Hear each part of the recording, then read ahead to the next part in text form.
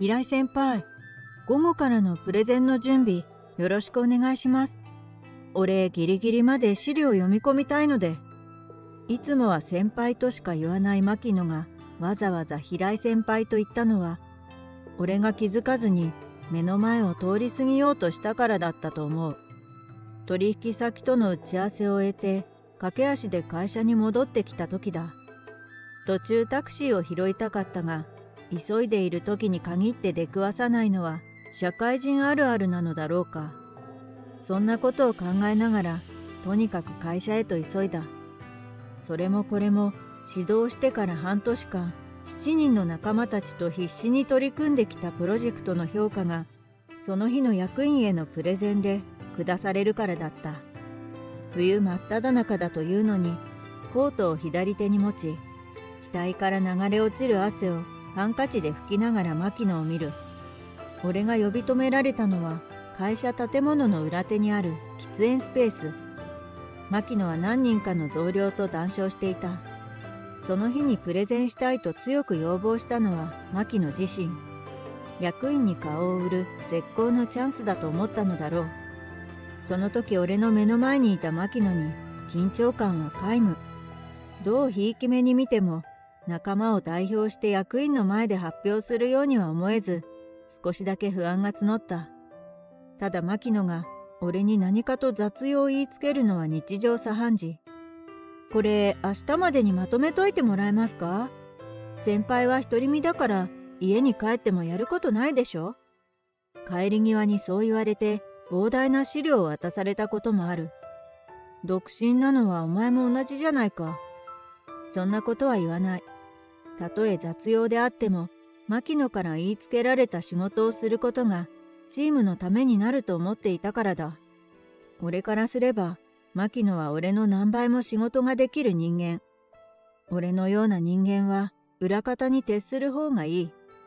真剣にそう考えて、俺は牧野の言うことに従っていた。牧野からどんな雑用を頼まれても、全く言い返さない俺に非があると考えたのだろうか。それとも牧野の俺への態度が当たり前になったからだろうか。プロジェクトが始まった当初、俺に対する牧野の態度を注意してくれていた同僚も、しばらくすると何も言わなくなった。わかった、やっておくよ。牧野からプレゼンの準備を頼まれた時も、俺はそれだけを答えて会社のエントランスホールへと向かった。プレゼンの後、メンバーの表情は明るかった。役員から若干の改善点は指摘されたが、俺たちの提案がほぼ認められたからだ。中でも牧野は満面の笑顔。無理もない。ほぼ原稿を見ることなくプレゼンを完璧にこなしたのだから。役員からの質疑応答にもそつがなかった。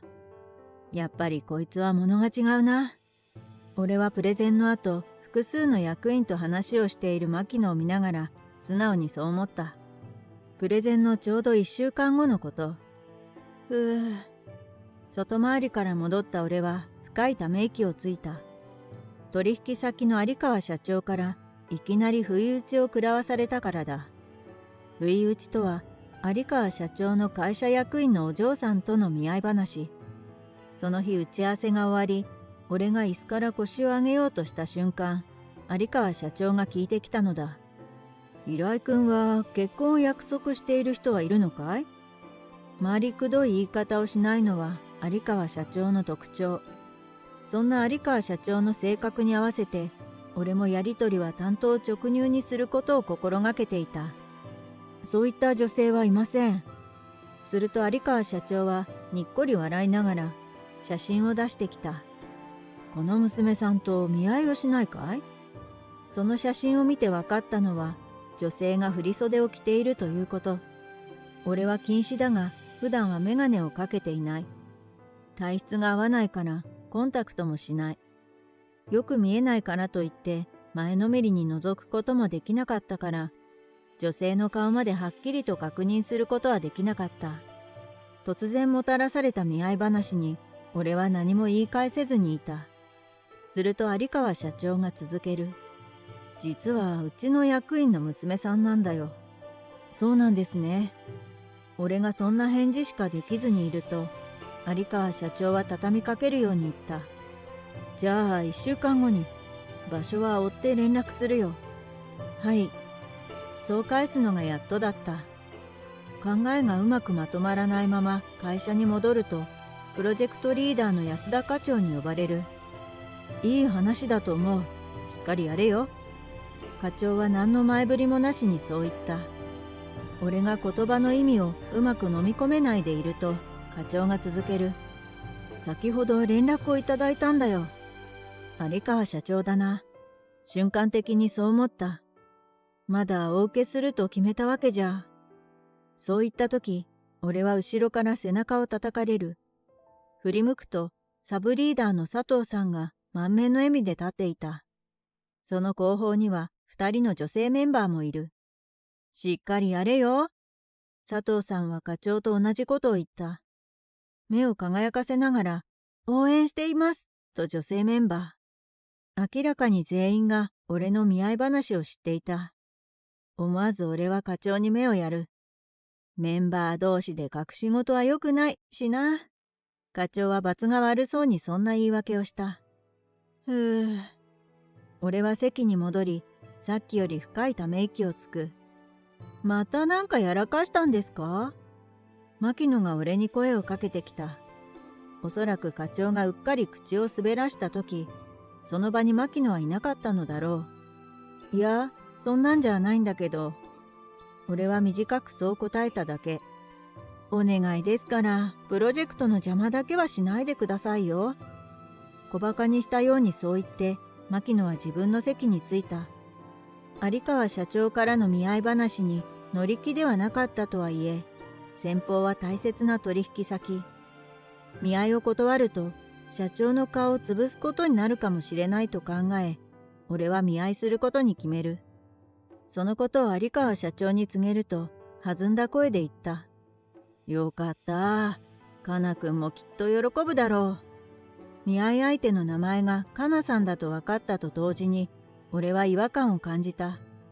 なぜかなさんが喜ぶと有川社長が考えたか不思議だったからだ。見合い当日、待ち合わせの場所は高級シティホテル。有川社長の隣には淡い色のワンピースを着た女性がいる。振り向いた女性を見て俺は驚いた。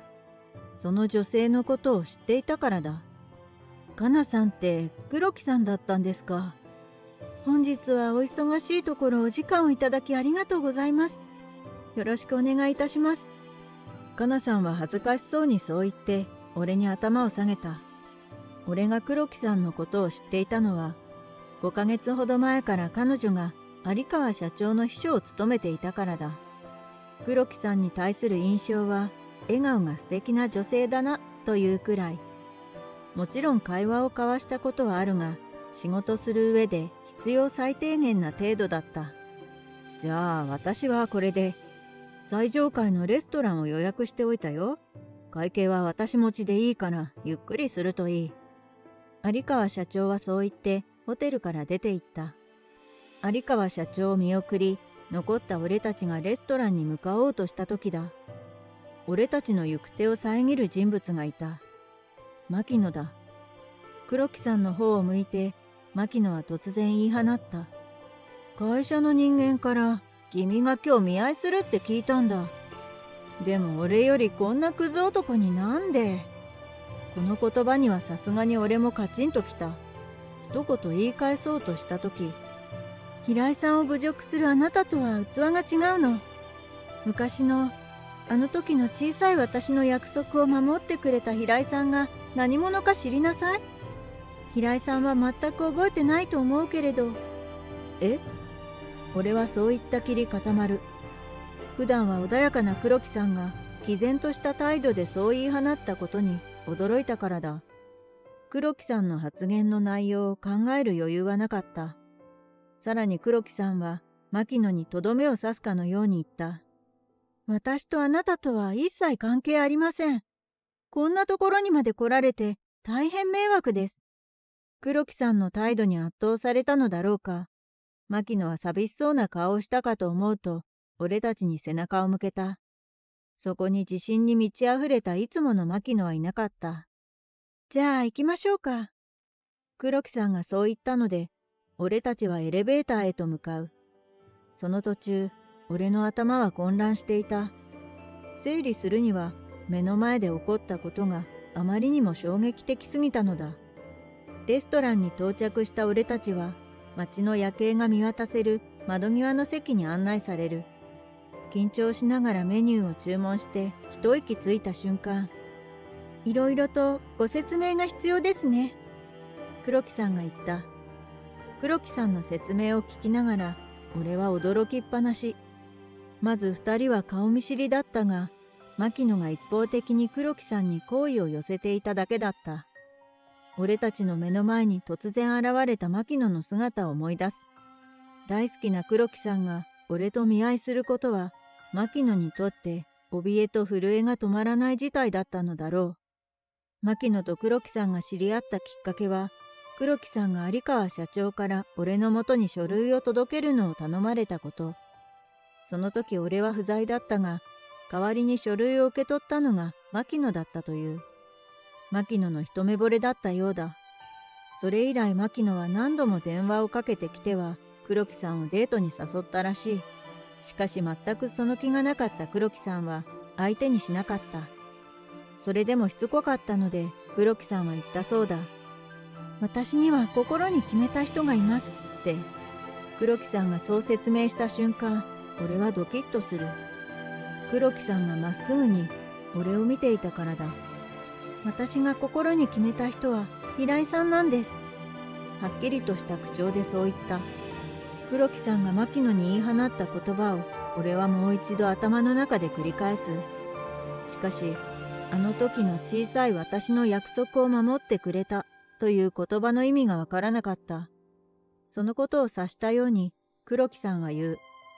今から20年前、病院で泣いていた女の子に声をかけたことを覚えていますか？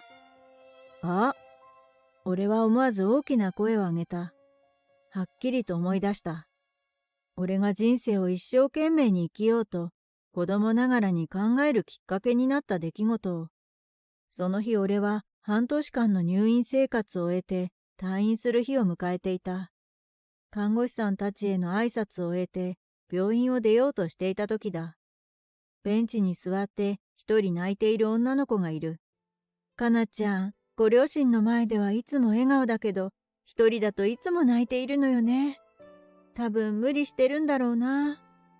看護師さんのつぶやきが聞こえた。思わず俺は女の子に近づく。大丈夫。きっと良くなるよ。俺は女の子にそう声をかけた。本当に治る？女の子が尋ねる。僕も最初はすごく不安だったけど、先生からくよくよせずに笑うこと、辛い時は家族に素直に気持ちを伝えることが大事だって教えてもらった。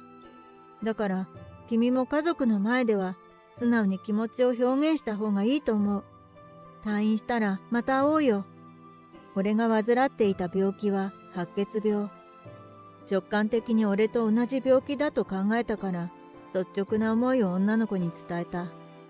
女の子の表情が少しだけ明るくなったような気がした。その後、その女の子とは再会したことはなかった。父の転勤が決まり、俺たち家族は引っ越したからだ。俺は引っ越し先で経過を見ることになった。その時の女の子の面影が目の前にいる黒木さんと重なる。あの後、平井さんの名前は看護師さんから聞きました。引っ越されたことも、あの頃の私にとって同じ病気を克服した平井さんはとんでもなく器が大きい人に感じました。そしていつかきっと会えると思って私治療を頑張ったんです。もちろん自分の気持ちに素直になって笑いたい時には笑うようにしましたよ。あの時俺は女の子の名前までは聞いていなかった。しかし黒木さんは俺の名前をしっかりと覚えていてくれた。あの時に言った退院したらまた会おうという言葉も含めて、約束を果たすのはかなり遅くなってしまったが、黒木さんは俺が会社の担当であることを有川社長から聞いたそうだ。すぐにでも20年前の出来事を打ち明けたかったが、プロジェクトの邪魔になってはいけないと思って控えていたらしい。しかしプロジェクトが山を越えたことを知った有川社長が気を利かせて俺と再会することを勧めたという。黒木さん自身、まさか見合いをすることになるとは思っていなかったらしいが、しかし有川社長から平井君には見合いだと伝えたよと言われたとき、嫌な気はしなかったそうだ。むしろ自分の気持ちを素直に伝えられると感じたらしい。それからはまさにトントン拍子で俺とカナの結婚の話は進んだ。牧野にとっては怯えと震えが止まらない事態だっただろう。よりによってなんであんなやつに。今でも飲むたび同僚に愚痴っているそうだ。俺はカナと二人で励まし助け合いながら明るい家庭を築いていこうと思っている。